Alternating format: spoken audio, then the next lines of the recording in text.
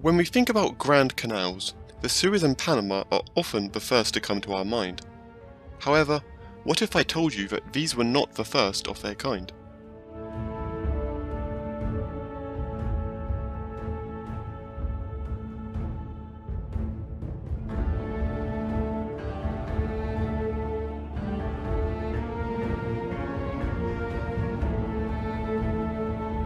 Since the earliest days of ancient Egypt, the advantage of connecting the Nile, the Bitter Lakes, and the Gulf of Suez in the Red Sea was realized.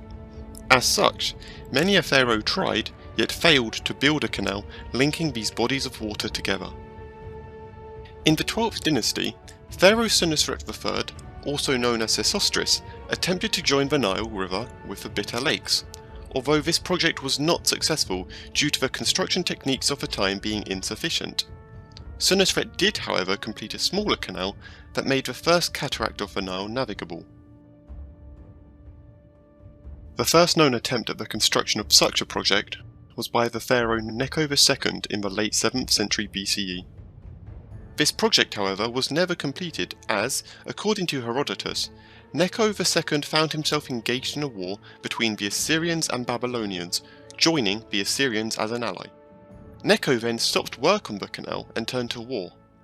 He also engaged in a pitched battle at Magdalos with the Syrians and conquered them, and after this he took Caditis, which is a great city of Syria.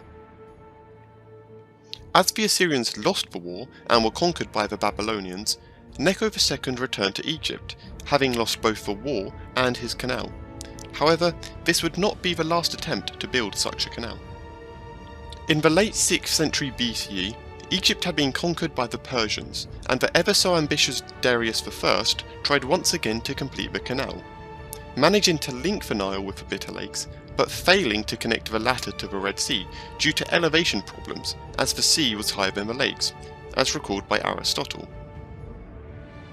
He found that the sea was higher than the land, so he first, and Darius afterwards, stopped making the canal, lest the sea should mix with the river water and spoil it. 3 centuries had passed, empires came and went, when Ptolemy II, in the 3rd century BCE, revived the efforts to build the canal. By this time, the previous attempt by Darius had already silted up. Ptolemy ordered to clear it and continued the construction, but unlike the others, he would be the only one to succeed. By this time, water locks had been invented, and with this technology, it was finally possible to link the Bitter Lakes to the Red Sea.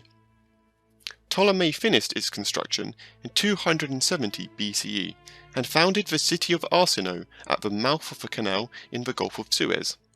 From there, up to 270 harbours would be established in the coasts of the Red Sea, some of which would grow to become important commercial centres.